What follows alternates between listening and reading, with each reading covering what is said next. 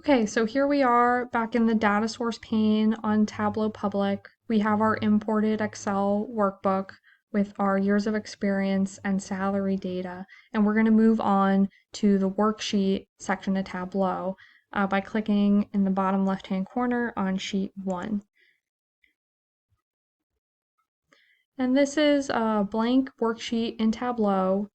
As you can see on the left-hand side, Tableau has the field names from the Excel workbook here on the left as dimensions and measures. These are measures, and I'll talk a little bit more about the difference between those in the PowerPoint slide for this video. But for now, we're really in this kind of simple tutorial, we're mainly going to be working with the columns and rows to build our linear regression chart.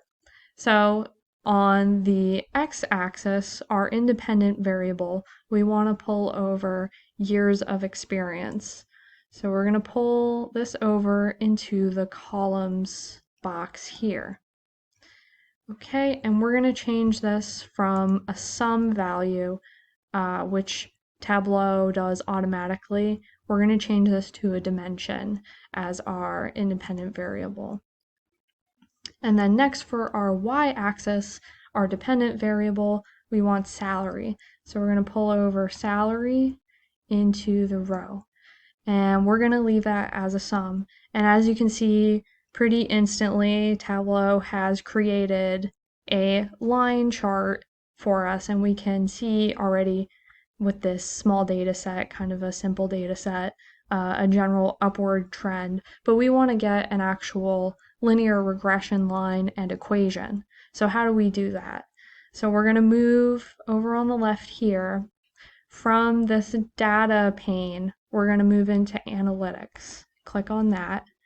And then under model, you can see trend line.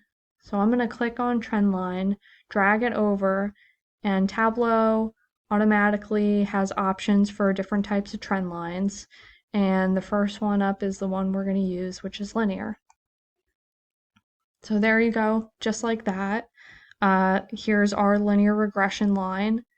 And if you hover over it, there's our regression equation, salary, our y dependent variable, m the slope, years of experience, which is our independent variable x, and the slope intercept, which is b.